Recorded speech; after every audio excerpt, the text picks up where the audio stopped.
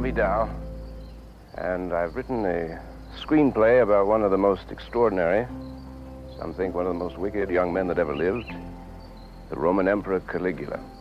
They spoke of it first in whispers. Then it took the media by storm. I have existed from the morning of the world, and I shall exist until the last star falls from the heavens. Although I have taken the form of Caius Caligula, I am a god. Bob Guccione and Penthouse Films International present Caligula. You amateur. Amateur. No treachery could equal his evil. No evil was more treacherous. He's mad!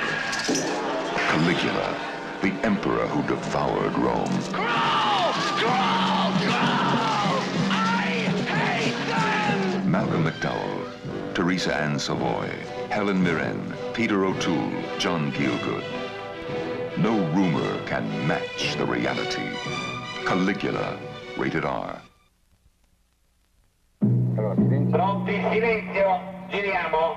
What you are about to see is a documentary on the making of Gore Vidal's Caligula.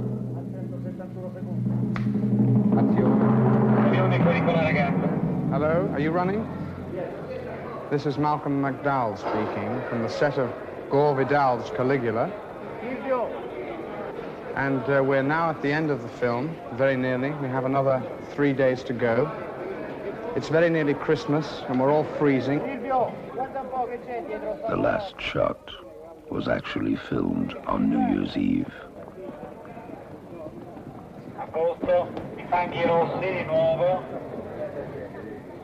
It was very cold, and here in Rome, an incredible motion picture saga was drawing to a close.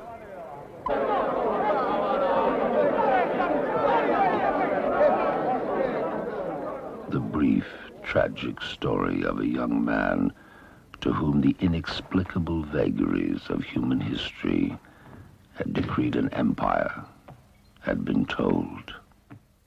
To the chief of studio security, from head of production of Gore Vidal's Caligula. No journalists, photographers, friends, or even family of those involved on the production will be allowed on the set. Everyone, repeat, everyone, will carry at all times an identity card producible on demand. These instructions must be adhered to.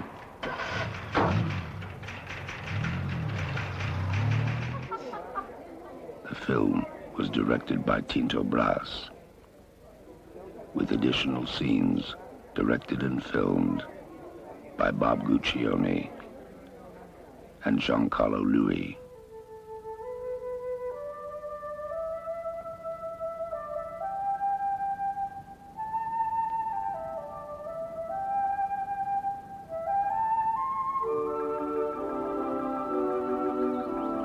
It was early in the Roman spring when construction began on the first of the 64 huge and complex sets that alone distinguished this film from any of its epic predecessors, and work on a scale reminiscent of the late Cecil B. DeMille's more spectacular efforts continued for over a year.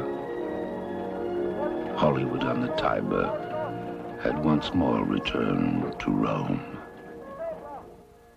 The reasons for filming this picture in Italy are fairly obvious.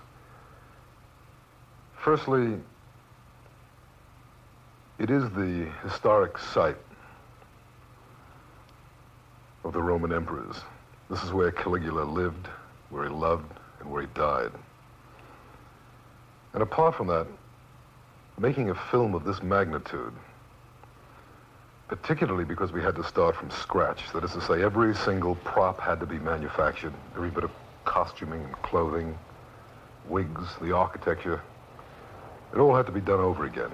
There was no such thing as a prop house in Italy that was prepared, or anywhere else in the world for that matter, was prepared to supply the sort of things that we needed.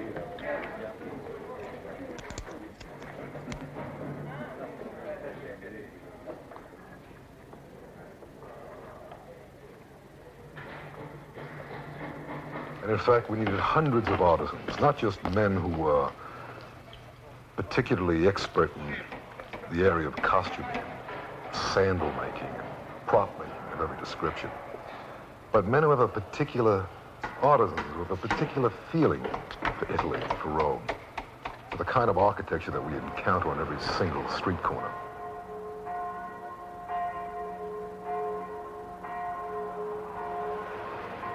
And there is no greater concentration of this sort of talent anywhere else in the world. Italy is the best. And also because Italy is, and particularly Rome, is the home of Danilo Donati, whom I personally feel, and I think a lot of critics will agree with me, is the very best art director that a film like this could have. Danilo has won at least 3 or 4 Academy Awards. He's probably the finest costume and set designer in the world. And I wanted him. He was part of the package of excellence that we were putting together. And Danilo's a strange guy. It's very difficult to get him outside of Rome. From bronze to clay to plaster, this is the god Jupiter, sculpted and cast exactly as if the Romans themselves would have created the original. A mold is made, covered by various thin layers of plaster. Then a final thick layer is spread over all to form the outer shell. When it dries, it is chipped away to reveal the finished statue underneath.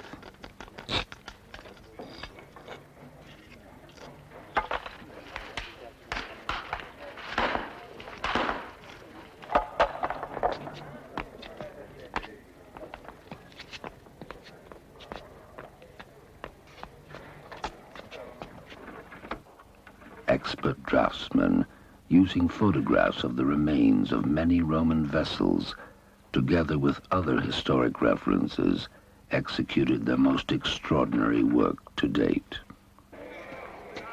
It was to be the largest single prop ever designed for a motion picture. A Roman ship which would never put to sea his 300-foot nautical brothel was gold-leafed from stem to stern and was decorated with hand-carved, larger-than-life statues. These sculpted figures and ore carvings were models based upon detailed research of actual Roman artifacts, which are like this material, hidden in the secret vaults of the Museum of Naples.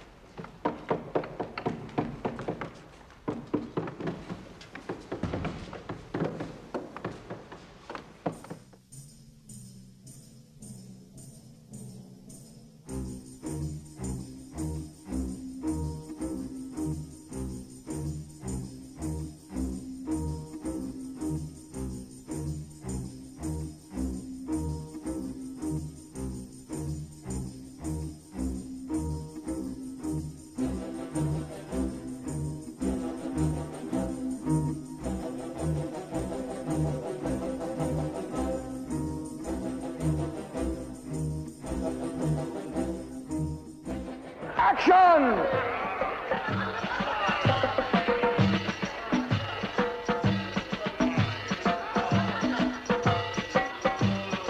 The Imperial Brothel. As you can see, ladies and gentlemen, we have gone to great expense to bring you the finest flesh in our empire.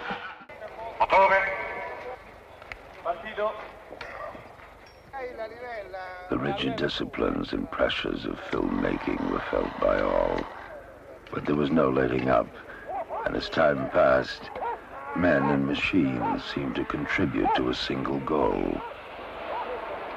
People. Work. The days and the nights punctuated the continuous labor, the flow of time, of life, uniting the legends of yesterday with the work realities of today.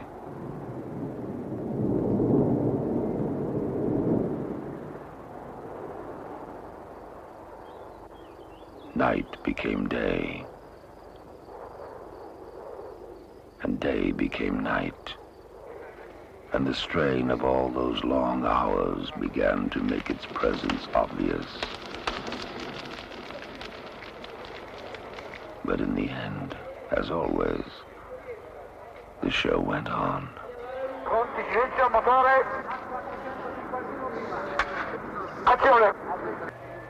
Exactly what we were doing.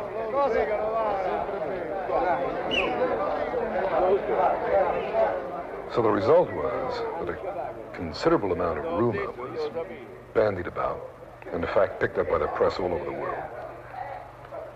But it was always rumor. Another particularly good reason for doing this film was because it gave us, as a company, a terrific advantage. And that was of using the beautiful girls that we portray in the magazine, the Penthouse Pets. And indeed, I brought 13 of them to Italy with me. 13 gorgeous girls, 2 of whom were Pets of the Year. And because of the extravagant use of female beauty in any film dealing with the court of the Roman Caesars, this gave us, I think, an advantage over almost anybody else who would be making that kind of a film.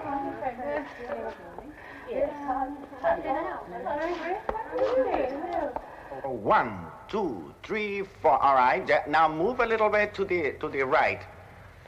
All right, Ellen. Let's do the other step now. Good. There followed Right, many rehearsals, many trials, and some errors before the actresses were ready to become priestesses and enter the pool of the sacred goddess, Isis.